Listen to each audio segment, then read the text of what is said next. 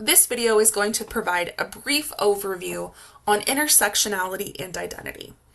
As you'll see in the diagram below, there are many different categories that constitute identity, and those identities are often overlapping and interacting with other categories as well. The term intersectionality was founded by Dr. Kimberly Crenshaw, who defined it as a lens through which you can see where power comes and collides and where it interlocks and intersects. And so we're going to look at what that example may look like in the lives of our demo student, and you may find connections for yourself as well. So this is Jordan. As you'll notice in this, Jordan has a variety of interests, a variety of hobbies, and of course she has unique aspects of identity that make her her. Jordan's identity also has a specific category relating to race and ethnicity. And so Jordan, her identity may relate to being Native American, Dakota, and in particularly Shakopee Mdewakanton. And so it's also important to note that race and ethnicity, while separate categories, also may be something that individuals group together due to their own specific identity.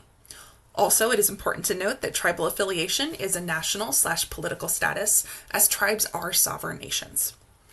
So when it comes to Jordan's identity, she may find particular connections related to family heritage, which could be cultural connections that are passed down, historical connections. So for example, you may see a sewing machine.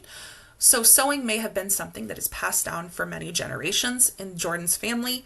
That includes textiles, beading, making ribbon skirts, as well as other examples.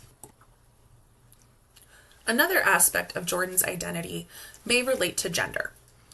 Jordan's sense of identity relating to gender could relate to her being female, woman, and also using she, her pronouns.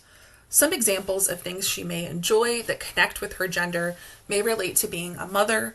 They may relate to reading certain type of books that may be geared towards women in particular. All of this is unique to the person. Of course, when we think about these aspects of identity, including race, ethnicity, and gender, it's important to note that these categories don't exist by themselves. In fact, they're going on at the exact same time. So while Jordan may identify as a Native American, she also may identify as a woman. And so as a Native American woman, there are unique experiences there as well. So we can still see the aspects of her identity that relate separately, but we also see there's an incredible overlap. So for example, the sewing component, we could see that may be passed down for many generations in Jordan's family, particularly by women. Her sense of parenting and parenting styles may relate to certain roles that relate to motherhood in her family as well as in her tribe. Additionally, when we talk about intersectionality, it's incredibly important to point out how different aspects of identity may overlap to create systems of oppression as well as unique experiences that may be negative and oppressive.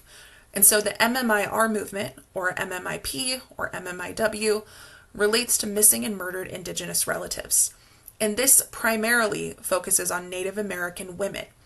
Although not exclusively, we can see that these two aspects of identities relate in a way that power and positionality intersect to create negative experiences and oppressive forces for women who are Indigenous.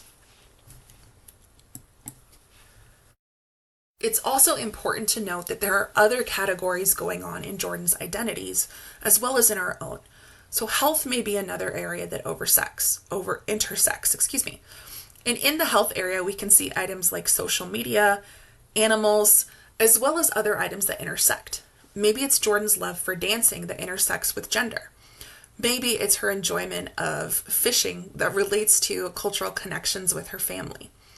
And we can also see how health intersects to create connections that relate to the medicine wheel, the MMIR movement, as well as parenting and motherhood itself.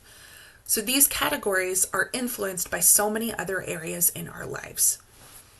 It's important too to think about how our categories intersect. It's not strictly 1, 2, or 3.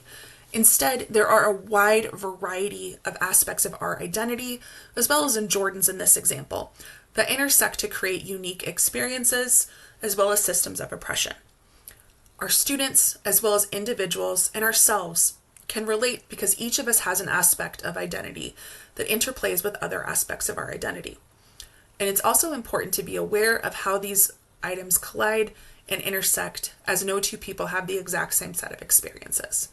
But by learning more about this positionality, we can better understand how to support others, as well as being aware of injustices for folks whose identities may differ from our own. Thank you for connecting.